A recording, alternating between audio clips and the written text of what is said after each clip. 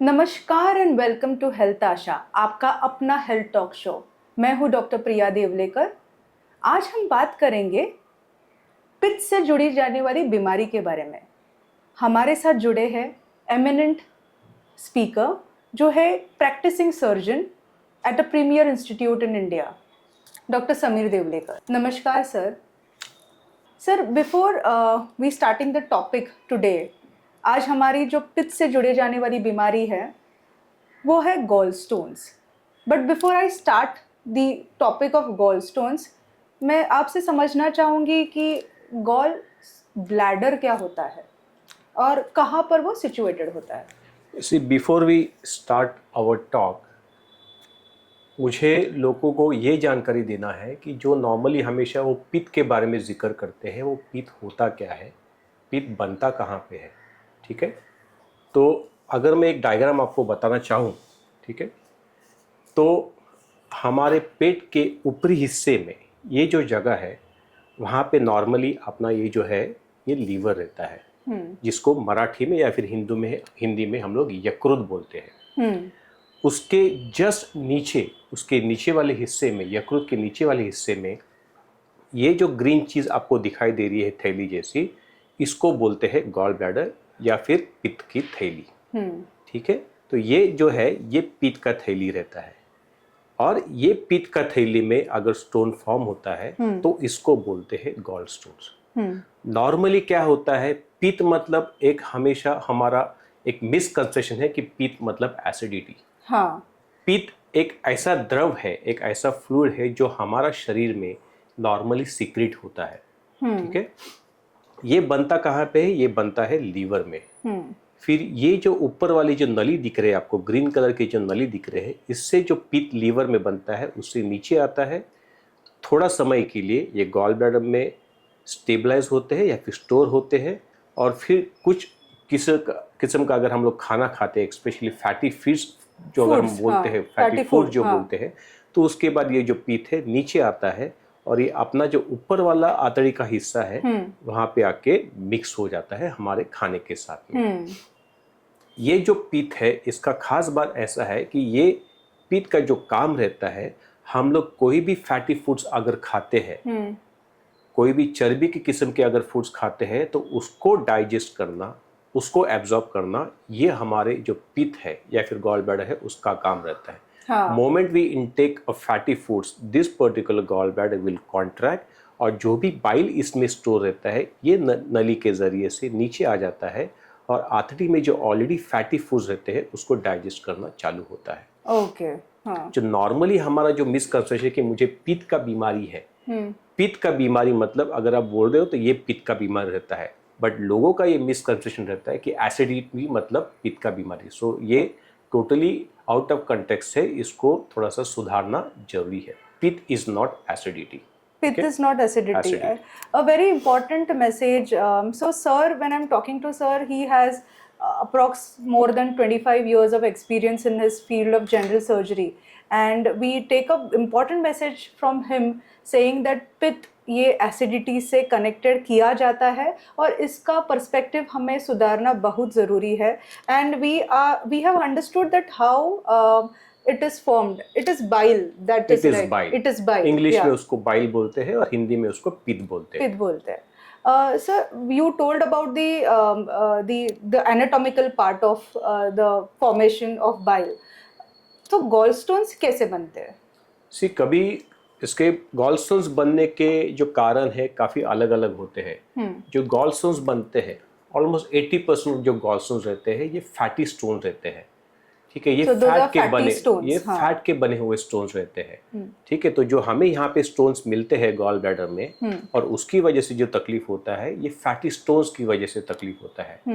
Exactly उल्टा situation रहता है when we are talking about kidney stones. ठीक है, किडनी के जो स्टोन्स रहते हैं ये मोस्टली कैल्शियम से ओरिजिनेटेड स्टोन्स रहते हैं। तो गॉल स्टोन जो रहते हैं ये फैट के स्टोन्स रहते हैं मेजॉरिटी ऑफ टाइम, और जो किडनी के स्टोन्स रहते हैं ये यूजुअली कैल्शियम स्टोन्स रहते हैं। तो ये डिफरेंट को मालूम करना बहुत जरूरी है। सर, मैं आने ही वाली थी, क्योंकि हम स्टोन्स अगर बोलते हैं तो पहले दिमाग में आता है किडनी स्टोन्स, बिकॉज उसका शायद इंसिडेंस और occurrence on the higher side है, बट गॉल स्टोन्स भी लगातार हम पेशेंट्स अभी we are noticing that many patients are having gall stones. आपके प्रैक्टिस में भी सर वैसे ही आपने देखे होंगे कि काफ़ी पेशेंट्स को गॉल स्टोन्स हो रहा है।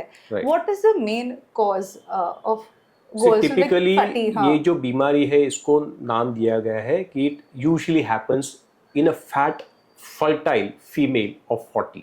Fat, as I said. Yes, the F part. Yes, the F part. So typically ये बीमारी को नाम दिया गया है कि it happens usually in a fat, जिनको चर्बी ज़्यादा है, जिनके बारे में फैट का जो प्रमाण है वो ज़्यादा है, फर्टाइल जो लेस देन 45 ईयर्स के रहते हैं, फीमेल्स में ये जो बीमारी है ज़्यादा दिखाई देती है as compare to males. Males में भी डेफिनेटली ये होता है, लेकिन if you compare males with females, it is more commonly seen in females and at the age of 40 years.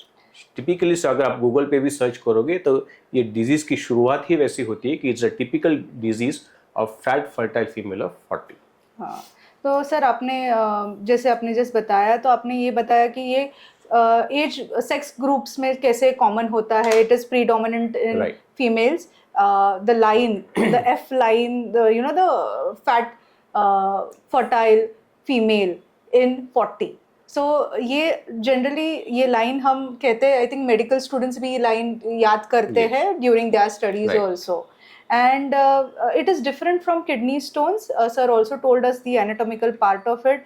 You also cover the causative part of it, saying that it is mostly related to the fatty food, excessive fatty intake what we regularly take. या तो इसके लिए अगर आप, मैं इसमें एक add करना चाहूँगा कि जो नॉर्दर्न स्टेट्स है इंडिया के, जिनमें ये फैटी इंटेक ज़्यादा होता है, घी की मात्रा जिनमें ज़्यादा होती है, खाने में घी की मात्रा ज़्यादा होती है, तो typically northern states of India जो रहते हैं इस बीमारी से ज़्यादा सफ़र होते हैं, because they have a lot of fatty intake. Oh, so that is an important take. So yes. It is. So if you really categorize the disease into state-wise, the northern states of India are suffering more from gallstones as compared to that of our southern states. And also, sir, you told about the age group. So the age group was also about 40 or 45. Around 40 to 45 years of age group. These are the usual category of people which will affected. Get the gallstones, which are suffering from gallstones.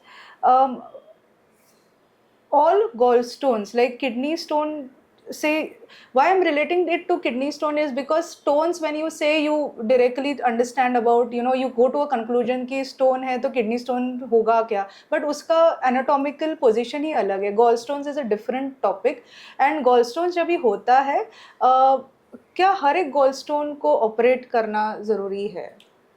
देखिए, जैसे मैंने पहले कहा कि जो gall stones है ये gall bladder में पैदा होते हैं या फिर गॉल ब्लैडर में डेवलप होते हैं, और किडनी जो स्टोन है ये किडनी का अपना जो रूट रहता है, जैसे किडनी बोलो, उसके आगे आने वाला जो नली है जिसको यूरेटर बोलो, या फिर आगे जो अपना पेशाब का थैली है जिसको यूरिनरी ब्लैडर बोलते हैं, तो अगर स्टोन किसी भी हिस्से में, किडनी के ये जो हिस्से में अगर स्टोन पैदा होता है तो उसको किडनी स्टोन बोलते हैं. बट एक कॉमन मिसकंसेप्शन रहता है कि लोगों में कि अगर स्टोन बनना ही है तो किडनी स्टोन ही रहता है, उसके अलावा और कोई स्टोन्स रहता नहीं है. But this is wrong. Correct. Why this has to be cleared is because 90% of time our kidney stones nowadays don't require surgery, and this is exactly opposite that in a case of a gallstones. Gallstones, majority of cases, in case they are symptomatic, they require a treatment. Very important to take message here that once you are suffering from gallstones, please visit to your nearest nearest doctor first, and then obviously your surgical expert, like we have Dr. Samir Devlekar, and we have to visit the doctor to understand that when are we supposed to operate, or the sonography comes as an important investigation, sir, here. Yes, these patients usually typically present as chronic pain, मतलब उनको काफ़ी दिन से एक particular जगह पे अपना ऊपरी हिस्सा जो होता है टमी का, यहाँ पे पेन होता है. तो there are different categories of patients how they come in our OPD. Usually जो पेशेंट्स आते हैं कि डॉक्टर साहब मुझे राइट साइड पे दर्द होता है, ये मीठा मीठा दर्द रहता है, हल्का सा दर्द रहता है, कुछ दवाई खाता हूँ तो उसके बाद दर्द चला जाता है. But then this one more category where it indicates that the gallstones have not started getting complicated, जिसमें जोरों से पेन होता है, पेशेंट को फीवर रहता है, या फिर कभी कभी उनके जो बाकी के ऑर्गन्स हैं वो थोड़ा सा फेलियर में जाते हैं, where we call as a complicated gallstone disease. One more important thing, all gallstones may not produce symptoms. See, अगर आप मुझ पे भी सोनोग्राफी करोगे, so there are Yes. 40% chances that I might be having a gallstone. But because I'm asymptomatic, because I'm not suffering, I don't require treatment for that. Only people who are having a gallstones and gallstones are causing problem to them requires treatment. Indirectly, they require a surgery. So, sir, you covered an important presentation of a patient having pain. Right. And having pain which is consistent and will be the region that sir showed, the right side, the Typically in the right upper abdomen. what we right call. upper abdomen pain. And sir, any warning sign that you can also tell our audience? See, जैसे मैंने पहले कहा कि usually इसके जो symptoms रहते हैं, हल्का सा मीठा मीठा दर्द होता है ऊपरी हिस्से में हमारे टमी पे, लेकिन अगर ये जो पेन है कंटिन्यूसली अगर काफ़ी दिन तक रहता है, इसकी जो इंटेंसिटी है, इसकी जो तीव्रता है, अगर काफ़ी बढ़ जाती है, उसके साथ में अगर फीवर होता है, तो this are something called as a warning signs. मतलब अभी ये जो चीज़ है या ना सिर्फ गॉलस्टोन्स रहा है गॉल ब्लैडर में, वो गॉलस्टोन्स की वजह से अभी आपका जो पीत का थैली है उसमें इन्फेक्शन पकड़ना चालू हुआ है. Okay, so this is what we call as a first stage of complication. So this is the stage when you maybe require an admission hospitalization. Yes. Absolutely, sir. We take your this important say here that we have to consult a doctor once we have a pain. I think our body is very typical in giving us warning signs, and one of the warning sign which our body will tell us is that there is a continuous pain, there is fever. So these are the symptoms that you require an urgent treatment and urgent attention. But why wait for that? We have to consult a doctor when we get that जो हल्का pen भी अगर कह रहे हैं, तो we have to visit our doctor immediately.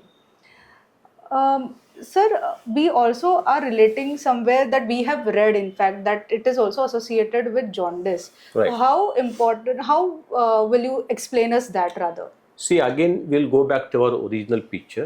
You can see there are certain green structures here. कुछ चीज़ें हैं जो ग्रीन में दिखाई गई है. तो ये जो थैली वाला हिस्सा है इसको हम लोग बोलते हैं गॉल ब्लैडर, और ये जो गॉल ब्लैडर है आगे चल के एक नली छोड़ता है जिसको हम लोग बोलते हैं कॉमन बाइल डक्ट. ठीक है.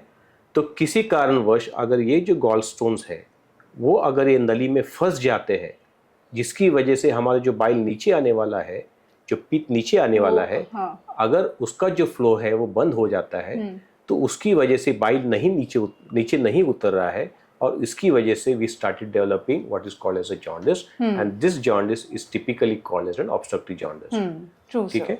So this is one sort of complication. One sort of complication. Of an gallstone if it's not treated on a proper time. So pain, I think pain, you go to a patient, the patient will have to see the doctor, and if it is left untreated, one of the important complication that sir told us about obstructive jaundice. Right. And I think sir, you are also trying to tell that if there is an obstruction and there is a severe pain, that time is when intervention or an admission is required, when it is consistent and the patient has fever. Yes. As rightly said, I will always call disease as like a time bomb.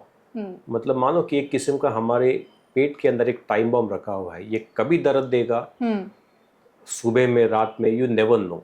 अगर इस चीज़ को हम लोग timely intervene नहीं करते हैं, timely treat नहीं करते हैं, तो उसके आगे चल के कॉम्प्लिकेशंस डेवलप होने वाले हैं. तो फॉर एग्जांपल अगर आप लोग गॉलस्टोन्स को ट्रीट नहीं करते हैं और अगर आप सिम्टोमेटिक हो, तो first complication usually what happens है, जैसे मैंने आपको कहा कि वहाँ पे पस डेवलप होता है जिसको हम लोग एम्पाइमा बोलते हैं. तो इसमें पेशेंट को सीवियर पेन रहता है, सीवियर बुखार रहता है. Okay sir. समझो अगर ये स्टेज पे भी हम लोग गॉलस्टोन्स के लिए कुछ किए नहीं है, अगर कुछ ट्रीटमेंट इंटरवेंशन हम लोग नहीं लेते हैं डॉक्टर के पास, तो आगे चल के ये जो गॉल ब्लैडर है ये फटने के चांसेस रहते हैं, या फिर गॉल ब्लैडर का गैंग्रीन होने के चांसेस रहते हैं. Now this we call as a very severe complication where it can be life threatening, मतलब जिससे जान को खतरा डेवलप हो सकता है. सो जो सिंपल चीज़ है, अगर हम लोग टाइमली इंटरवीन नहीं करते हैं तो आगे चल के वो जानलेवा बीमारी बन सकता है. हम डॉक्टर के पास जाते हैं sir, what is the important investigation which is advised in this particular? So any patient who comes with pain in right hypochondrium, जो कोई भी पेशेंट हो जो अगर ऊपरी हिस्से में अगर पेन का दर्द लेके आता है पेट में, तो as a surgeon what first of all I think is I consider his age, the sex. If moment I diagnose that possibly वो गॉलस्टोन्स हो सकता है, तो हाँ. पहला इन्वेस्टिगेशन में जो बोलता हूँ वो होता है अल्ट्रासोनोग्राफी, ओके, जिसमें प्राइमरी प्राइमरी इन्वेस्टिगेशन अल्ट्रासोनोग्राफी, जिसमें Correct, अपने को काफी हद तक पता चलता है कि गॉल ब्लैडर में तकलीफ है या नहीं है, और अगर तकलीफ है तो किस किस्म का तकलीफ है, Okay, इसमें सूजन है, इसमें स्टोन्स है या फिर और कुछ है। Okay, sir. So ultrasonography brings an important, it is an important investigation in this particular case, which obviously tells the gallstone size, where the gallstone is, and it absolutely tells about the whole anatomy of the abdomen also. Treatment-wise, sir, how it goes? So you mentioned about the size. Here also I would like to clear few points. There are people who come with me saying that doctor ये तो 1 centimetre size का ही gall stones है, ये तो एक ही stone है, छोटा stone है, एक ही स्टोन है, तो क्या हम लोग उसको दवाई देके कम कर सकते हैं? यस। सो एक चीज मैं यहाँ पे क्लियर करना चाहूंगा कि गॉल स्टोन्स का बीमारी जब भी होता है तो इसमें ना साइज देखा जाता है ना नंबर ऑफ स्टोन्स देखे जाते हैं। अगर किसी भी किस्म का गॉल स्टोन्स, भले वो 1 हो, भले वो 10 हो, भले वो 1 सेंटीमीटर का हो और या फिर 1 मिलीमीटर का हो, अगर उसकी वजह से पेट में अगर दर्द होता है और because of gallstones, that gallstones require some kind of intervention.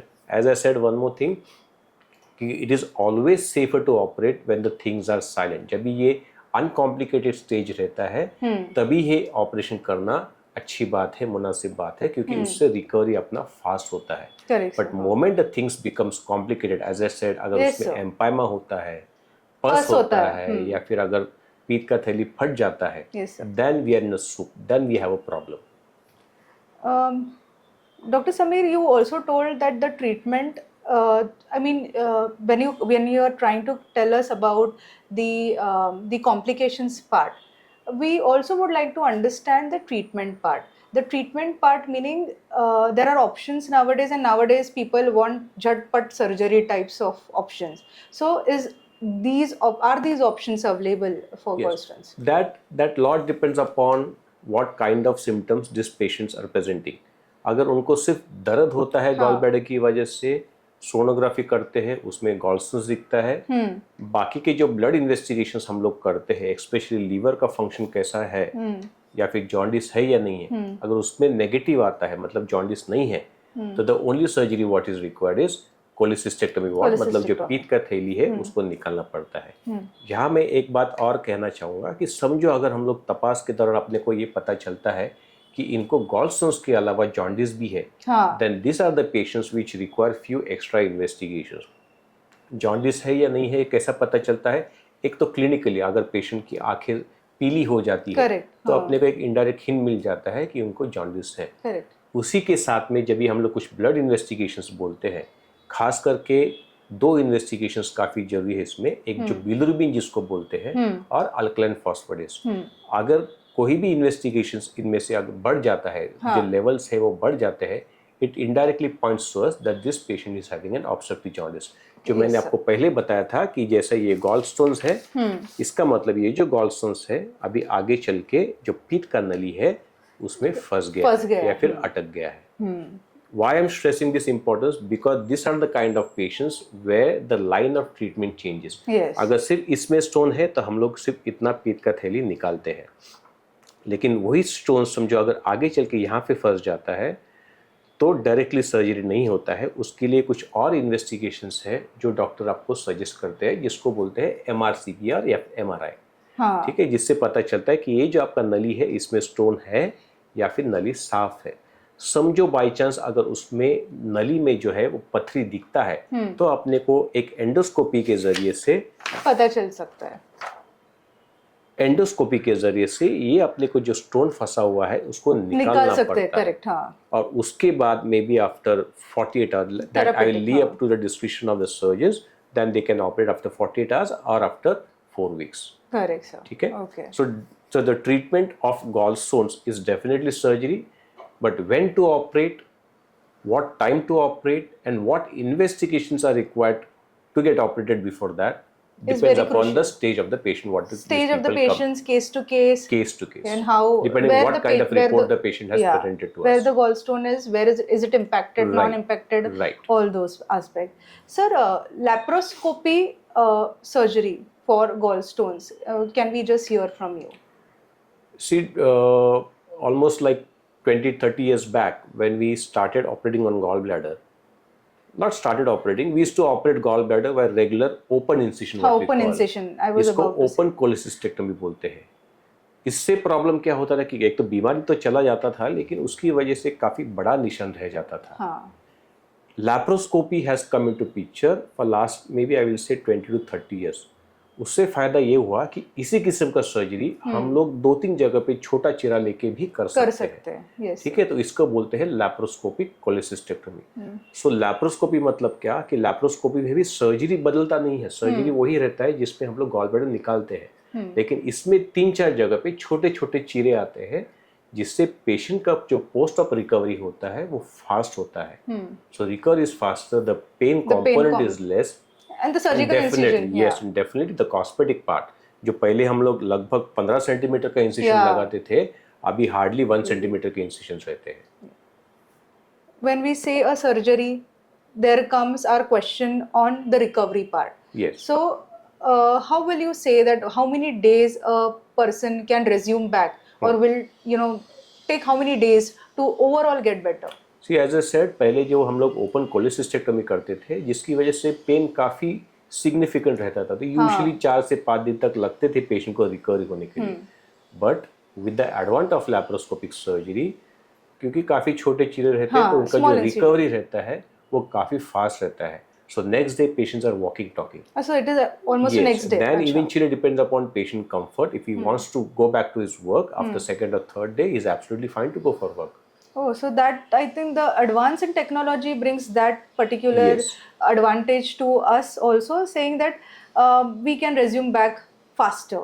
And But then again, I would like to mention here is it again lot depends upon what stage the patient has come to with. हाँ, मैं ये बात इसके लिए बताना चाहता हूँ कि अगर आपको पेट में दर्द होता है और अगर आपको गॉलस्टोन डायग्नोस होता है, डॉक्टर बोलते हैं कि आपको जो दर्द है वो गॉलस्टोन्स की वजह से, तो as early as possible you get it operated. yes. क्योंकि इससे क्या फ़ायदा होता है कि लैप्रोस्कोपी से होने के जो चांसेस है वो काफ़ी बढ़ जाते हैं. Yes. जितना ये बीमारी पुराना हो जाता है, जितने इसके कॉम्प्लिकेशंस आने चालू हो जाते हैं, हाँ. उसमें ओपन के चांसेस जो रहते हैं वो बढ़ जाते हैं.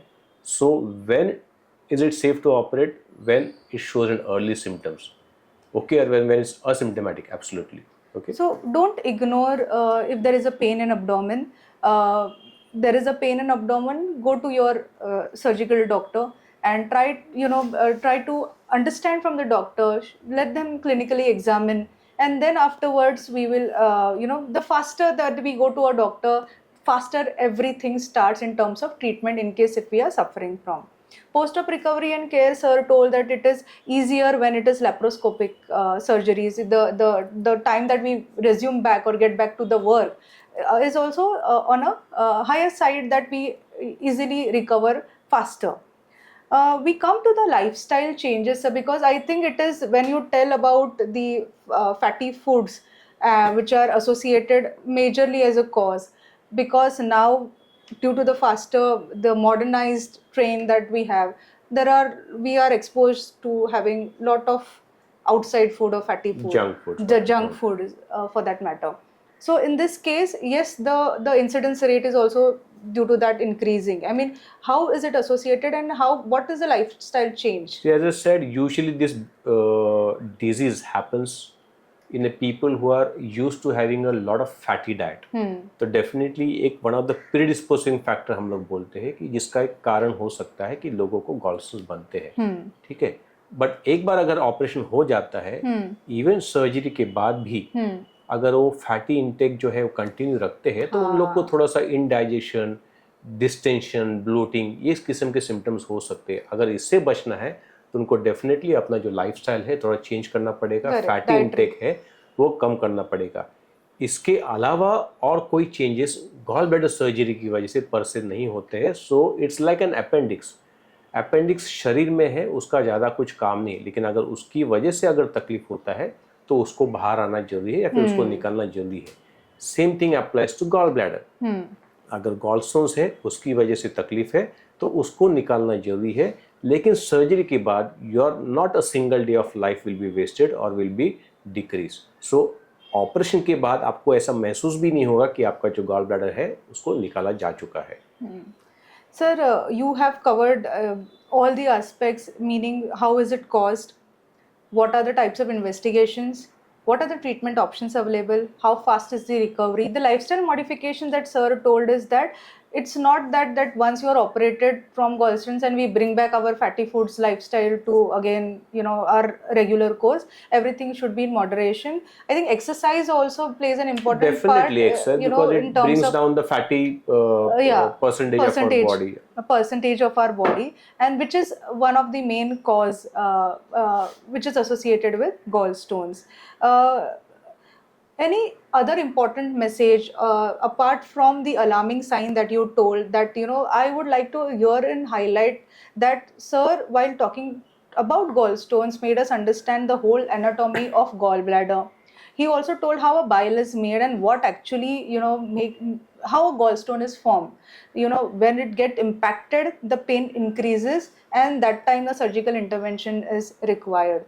Sir, you have covered this topic beautifully in a very. Just before we end, I just mean, like to highlight one more point maybe we have missed on that part. Is you must have noticed कि जब भी मैंने आपको ये diagram बताया, उसमें मैंने आपको लीवर बताया, उसमें मैंने आपको गॉल ब्लैडर बताया, गॉल ब्लैडर का नली बताया, और एक ऊपर वाला जो आंतड़ियों का हिस्सा है बताया. But we missed out on this particular important organ. और ये जो ऑर्गन है इसको बोलते हैं पैनक्रियास. मतलब इसको बोलते हैं स्वादुपिंड. समझो अगर अपने को गॉलस्टोन्स हो जाता है, अगर हमें गॉलस्टोन्स हो जाता है, और ये अगर आगे चल के इसका जो नली है उसके मुंह में आके फंस जाता है, मुंह का एंट्री में आके फंस जाता है, so this is the organ which also might get infected. And this is the organ which particularly in case अगर उसमें इन्फेक्शन हो जाता है, so this can be life threatening. So what I want to convey through this particular talk is, moment you get gallstones, moment they are producing mild symptoms, moment they are uncomplicated, get it operated then and then. Okay. Don't wait for the complications, because the complications are quite common and the complications are quite dreadful. Okay. Sir, one side that I will just try to understand from you as a layman perspective, one side that we say that every USG for a normal person will also you know, show sometimes that there are gallstones. Right. And when we are having gallstones, we have to also get it treated. How to balance this? I mean, so that also depends on the discretion of the surgeon. That, you know, case to case basis maybe it differs, because we say that when a normal person will also have gallstones in the normal USG abdomen, and then we say that, you know, we have to start the treatment once you notice that. How to balance that? See, as I said previously also, all gallstones need not be operated. Only the symptomatic gallstones needs to get operated. That is one. And secondly, moment they start producing symptoms, you get it operated as early as possible. Okay, so one important, again, a take-home message is no gallstones or asymptomatic gallstones require treatment. Definitely there are certain indications, but may not be relevant for this particular talk. कि जिसमें समझो अगर अपने को gallstones है और उसकी वजह से अगर symptoms नहीं है, तो भी हम लोग गॉल ब्लैडर निकाल सकते हैं, specially in diabetic patient, because उनमें इन्फेक्शंस होने के चांसेस ज़्यादा है. वो एक. दूसरी बात, अगर ये गॉलस्टोन्स काफ़ी दिन तक रहते हैं तो एक हमेशा धोखा रहता है कि ये गॉलस्टोन्स की वजह से जो पित्त का थैली है उसमें कैंसर डेवलप हो. अगर इस किस्म का सिम्टम्स या फिर इस किस्म के साइंस अपने को सोनोग्राफी पे समझते, या फिर कुछ जो और इन्वेस्टिगेशंस हम लोग करते हैं जिसमें एमआरआई बोलो, सीटी बोलो, अगर उस किस्म के कुछ सस्पिशियस लीजन्स हमको मिलते हैं और हमको पेन नहीं है, तो भी इस पर्टिकुलर सिचुएशन में हम लोग को गॉल ब्लैडर निकालना जरूरी हो सकता है. Very important topic I think, because sometimes gallstones we give a lot of importance, or we understand a lot of information which is available on kidney stones, but gallstones per se is also an important topic to understand. Especially it is also alarming in terms of health, and it can complicate very fast. So thank you sir for sharing all beautiful insights related to this topic. You started from a very basic topic, showing us the anatomy, and then concluded giving a very powerful message, saying that when you have to visit a doctor, don't neglect gallstones, and you have to treat them as early as possible. With this, sir, we end today's topic, sir. And thank you for being a part of Health Thank you. Asha. And Health Asha, a drive for health awareness. We are also going to take such topics which will be helpful for you all to understand, simple topics, and a message that will be given to you all so that you all can understand and implement whenever required. With this, I, Dr. Priya Devlekar, take a brief note of pause and meet you again on Health Asha with another speaker and another health topic. Thank you so much. For following our videos and hearing more of such information, do follow Dr. Priya Devlekar's Health Asha, and also to subscribe my channel. If you require any specific health topic to be covered in my talk show, do let me know. Thank you.